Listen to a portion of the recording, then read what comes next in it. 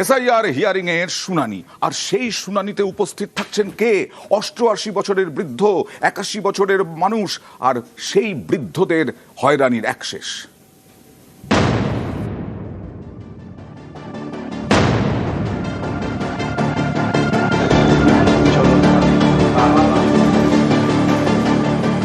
শনিবার থেকে শুরু এসআইআর শুনানি। এই শুনানিতে বয়স্কদের চরম ভোগান্তি।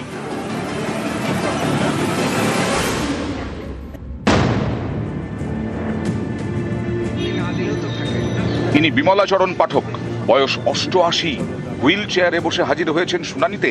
পূর্ব বর্ধমানের কাটোয়ার মহকুমা শাসকের অফিসে। অশক্ত শরীরে দীর্ঘ অপেক্ষা, এর জেরে ভোগান্তি চরমে। ডিফেন্সের লোক আমি, কারণ আমার নামটা মধ্যেখানে ছিল না। আমি 63 সাল থেকে এখানে ভোট দিচ্ছি, কিন্তু 2002 নাম ছিল না। 2002 নাম ছিল কিনা জানি না। এমএলএ তে ভোট দিয়েছি, যখন এমএলএ হয়েছিল তখনও ভোট দিয়েছি। কত বয়স আপনার? 88। নির্বাচন কমিশনের নিয়ম অনুযায়ী 85 বা বেশি বয়সীদের শুনানিতে যেতে হবে না, তার বাড়িতে যাবেন কমিশনের প্রতিনিধি। অভিযোগ, সেই নিয়ম কাটোয়ায় মানা হয়নি। যারা অসুস্থ তারা ভাবুন, যারা বেড রিটেন তাদের কি অবস্থা হবে? সিনিয়র সিটিজেন অবধি বলুন যে তাদের এটা বাড়ি যাবে, কিচ্ছু নয়। আর 85 বাড়ি যাচ্ছে। To fulfil the target.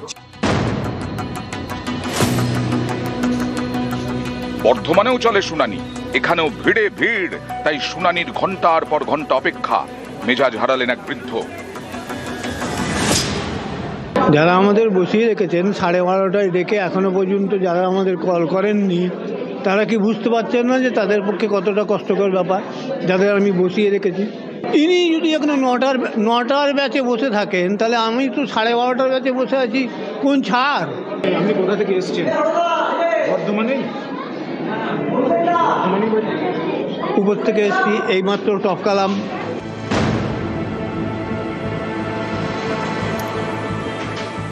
হুগলির চুঁচুড়ায় মহকুমা শাসকের অফিসেও শুনানি শুরু। সেই শুনানিতে এক বৃদ্ধা, 81 বছরের সাবিত্রী মজুমদার।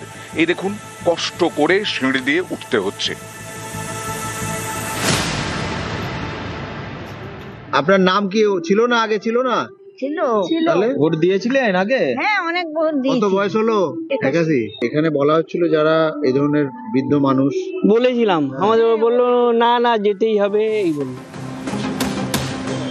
নিউজ 18 বাংলা।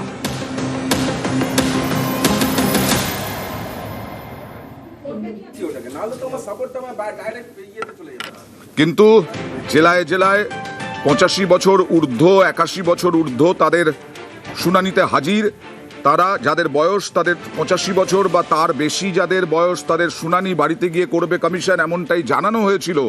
অসুস্থ বা বিশেষভাবে সক্ষম ভোটারদের পৃথক সুবিধে হিয়ারিংয়ে এখনো পর্যন্ত ঠিক হয়েছে, তাদের শুনানি বাড়িতে গিয়ে করবে কমিশন।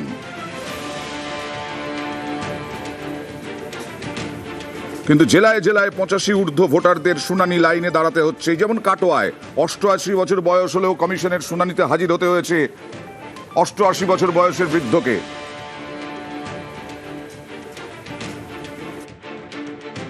ডিফেন্সের লোক আমি, কারণ আমার নামটা মধ্যেখানে ছিল না। আমি 63 সাল থেকে এখানে ভোট দিচ্ছি, কিন্তু 2002 নাম ছিল না। 2002 নাম ছিল কিনা জানি না।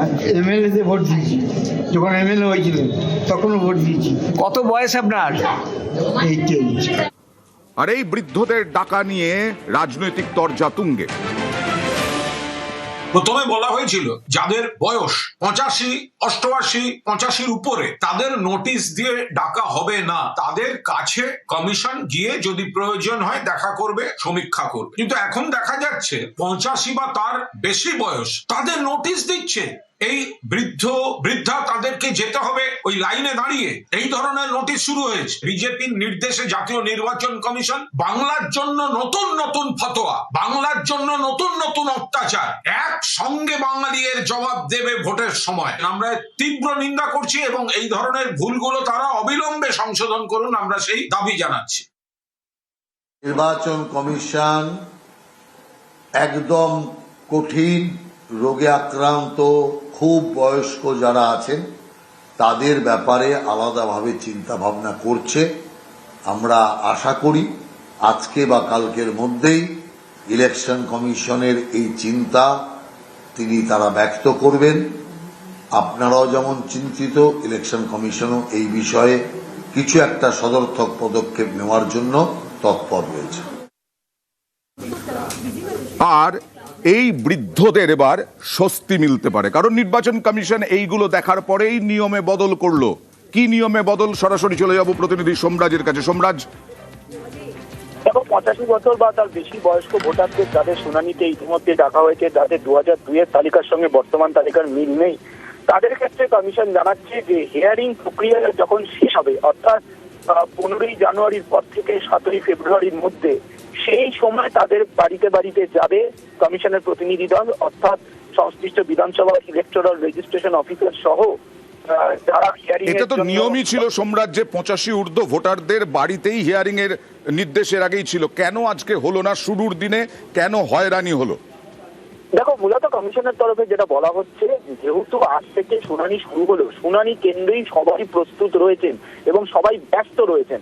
সেই কারণেই যারা আধিকারিক, অর্থাৎ ইলেকটোরাল রেজিস্ট্রেশন অফিসার থেকে শুরু করে মাইক্রো অবজারভার যাদের যাওয়ার প্রয়োজন রয়েছে, তারা শুনানি কেন্দ্রে থাকার জন্যই তারা যেতে পারছেন না এই মুহূর্তে 85 বছর বা তার বেশি বয়স্ক ভোটারদের বাড়িতে।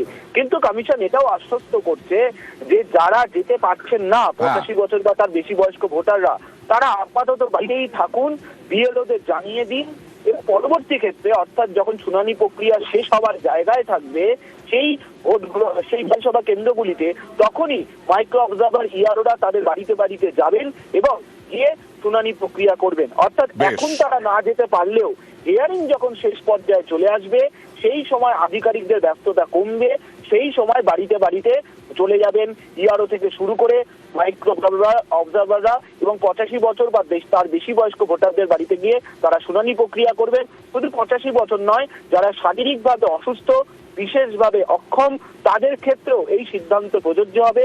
ইতিমধ্যেই কমিশনের তরফে জেলায় জেলায় সেই নির্দেশ পাঠিয়ে দেওয়া হয়েছে। সব ঠিক আছে, আমরা বুঝলাম, কিন্তু এই নির্বাচন কমিশনের এই নির্দেশ শুনে বৃদ্ধ, শারীরিকভাবে অক্ষম যারা, তারা যদি না যান শুনানিতে, তারপরে কারোর ক্ষেত্রে মিস হবে না তো? তার মানে নাম বাদ যাবে না তো? এই প্রশ্ন থেকেই গেল। জেলায় জেলায় শুনানি আজকে, শুধুমাত্র বাঁকুড়া বাদে, কিন্তু জেলায় জেলায় শুনানিতে লম্বা লাইনে দাঁড়াতে হলো মানুষকে। ভোটের আগেও লম্বা লাইন।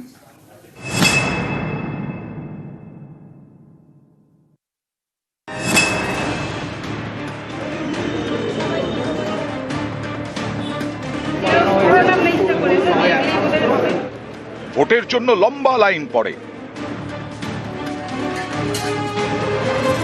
তেমনি লম্বা লাইন এসআইআর এর শুনানির প্রথম দিনে।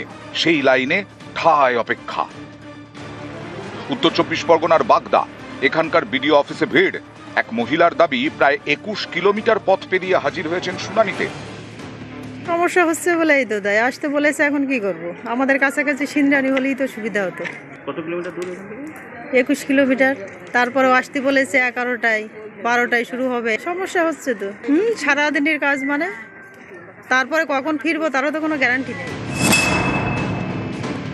উত্তর 24 পরগনার বারাসাতেও এসআইআর শুনানিতে হয়রানির অভিযোগ। কেউ এসেছেন চেন্নাই থেকে, কেউ বন্ধ রেখেছেন দোকান। আমাকে মন্দিরে আনতে আসছে, 40 টাকা করে পার হেড ভাড়া টোটোয়। সমস্যা হচ্ছে আমার দোকান বন্ধ করে আসতে হয়েছে, আমাদের ব্যবসা কামাই করতে হচ্ছে। হ্যাঁ, আমরা গরিব মানুষ, আমার ঘরের পিছনে ভূত আছে, ওখানে হলে আমাদের খুবই সুবিধা হতো। হিয়ারিং এর জন্য ডেকেছে, ডকুমেন্টেশনের জন্য, ভেরিফাই করার জন্য। ছেলে আছে, বাচ্চা, ওনাদের রেখে একটু অ্যারেঞ্জ করে ইমিডিয়েটলি অন স্পট, মানে নেক্সট ডে আর কি টিকিট বুক করে আসতে হলো। মানে রিলেটিভসদের নামে বলছে, অ্যাকচুয়ালি সেরকম কোনো গন্ডগোল হয়েছে আই গেস। আজকেই চলে যেতে হবে, বিকজ বাচ্চা ছোট। আলিপুরদুয়ার 1 নম্বর বিডিও অফিসে সকাল থেকে লম্বা লাইন। অভিযোগ, এতে চরম ভোগান্তি। বাড়ির সবকিছু কাজটা ফেলে দিয়ে এখানে আসতে লাগছে। মোটামুটি 16-18 কিলোমিটার দূর থেকে আসছি, কাছাকাছি এলে ভালো হবে। নাম কেন আসলো না সেটা তো বলতে পারবো না। এটা একটা হ্যারাসমেন্ট না? এখন কি করবো, আসতে লাগবে। আমার জরুরি কোনো আমাদের কাজ ছিল, সেই কাজটা ফেলে দিয়ে আসতে লাগবে।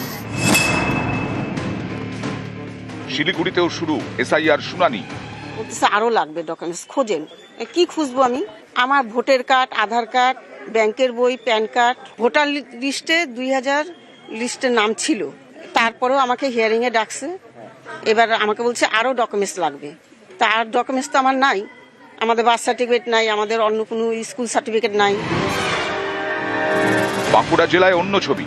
এখানে শুনানি শুরু হবে সোমবার থেকে। নিউজ 18 বাংলা।